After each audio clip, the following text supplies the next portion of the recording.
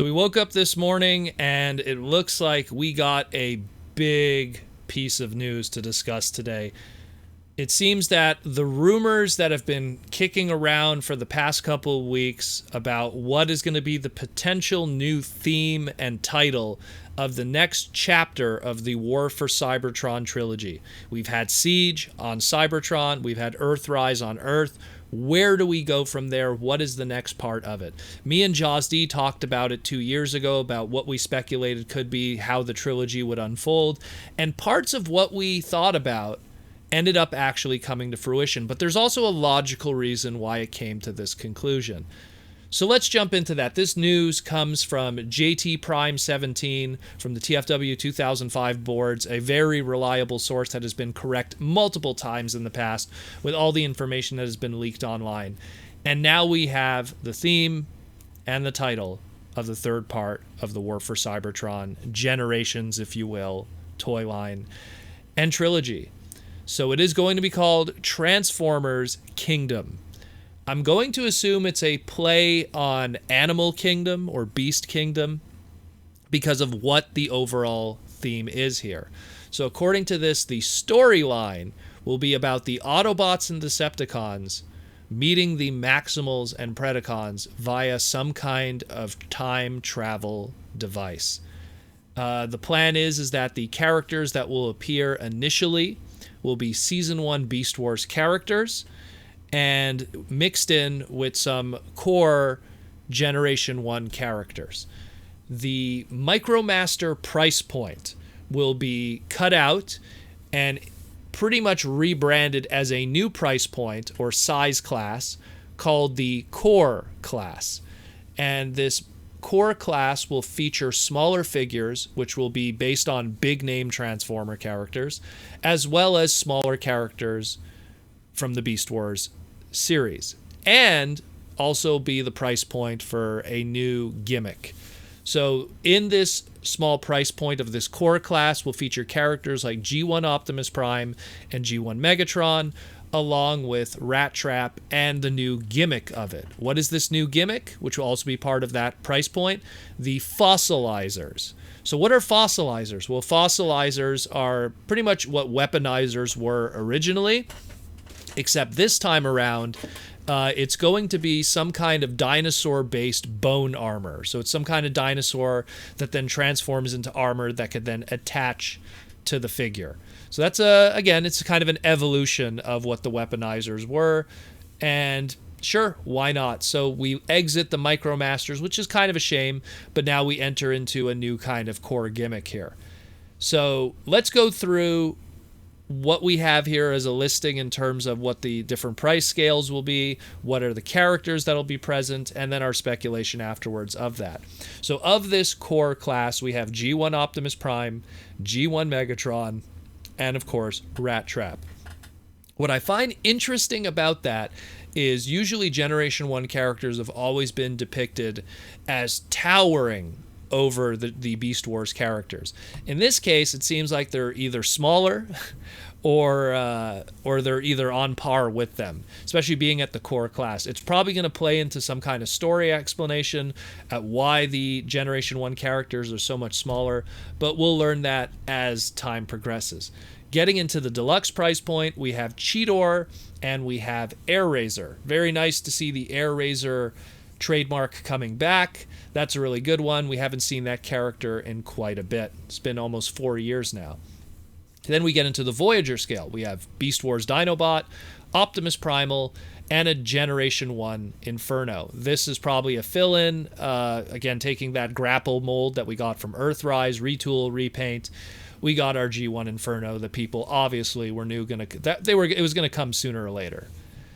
Leader class, we have Beast Wars Megatron, and here's an interesting one, and I think it's probably a mistake, but Rodimus Prime with trailer. I'm going to assume this probably has to do with the second half of the news that I'll talk about later, aka the discussion of what's happening with the Transformers Studio Series 1986 movie line. So I think that maybe that Rodimus Prime is supposed to be elsewhere, but we'll get into that afterwards. But I think that Rodimus probably shouldn't be there. Maybe I'm wrong because, again, you look at the other G1 characters here, and it's like, oh, hey, Inferno's in the Voyager class, Optimus. Maybe I'm looking too deeply into it, but that is that pretty much. Now, the question then comes up, well, what's going on with the Titan and Commander class going into this third part of the trilogy? What will it have to partake? Well, so far there's no information yet on what could be a Titan or a Commander class. I mean, I have my own speculation. You could go about it with a Tripredacus or a Magnaboss, but then you end up with all these different combiner molds. Are we going back to combiners again? I don't think they want to do that right away. There's a possibility that they could just do stuff that's independent from the ongoing story, but then that would kind of spit in the face of everything every single, whether it be the Machinima series or whether it be what's going now with Siege, every single Titan class figure has always been some kind of focal point or focus and centerpiece of the ongoing fiction through those mediums. So for them to do something that would be separate from that would be very uncharacteristic of what Hasbro's been doing up to this point. So I really think that there's got to be something here, but if they're time traveling to prehistoric Earth with this bone armor and all this kind of stuff, that Titan class figure would have to be tied into what's going on in that timeline. Could there be a retcon? Could there be something where it's like, oh, hey, it's a play set for the Titan class, and it'll be a transforming Axelon or a transforming Darkseid, the Maximal and Predacon bases? That would be very weird, but it's a possibility. Could it be they're going to take an extremely obscure character from Beast Wars 2nd, Beast Wars 2 history from their movie? There is a character named Majin Zarek that transformed into this giant aircraft carrier, and it was this demonic, giant beast-like character not related to Mega Zarek, aka Scorponok, or Lord Zarek. And, they could go that route, but that's really obscure. I don't know if they'll go about that, but it's another possibility. It's I always felt that they might just revisit Metroplex at some point because it's been a while since the Titan class was created. Or maybe just do something really obscure like Grandis, but that's much less of a possibility. And then when you lean more towards that Commander class, same thing. Like, what do you do with the Commander class? Is it too early to start looking at like the bigger characters like Optimal Optimus and Depth Charge and Rampage? I mean, there's pretty much the emphasis that they're just looking at Season 1 characters. Obviously, the Commander class is something that's reserved for really one or two characters at most, and the Titan class just the one character. So I think that they're really just in the early stages of this planning before. Again, we can only take this all with a grain of salt right now. Again, JT Prime has been reliable in the past when it comes to this kind of information, but at the end of the day, we still have to take it with a grain of salt until we get some more concrete information. But it is something that we've speculated for a while, that the natural progression of this line had to go to Beast Wars. And I think that there's another reason for it too, and it has to do with the fact that I'm not surprised by this because it looks like Hasbro is just tying up those trademarks, planning for the future, which is a Beast Wars live-action movie that we have still, to learn more about. Where in the same way that before Combiner Wars came out, Creo did the Creo Combiners, I think it was like a year and a half before that, just to have all of those tied up. Have all those Combiner Limb trademarks tied up so that when they go into Combiner Wars a year and a half later, they have all those trademarks ready to go.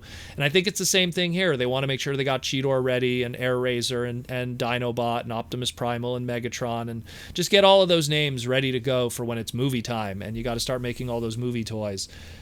This is great news.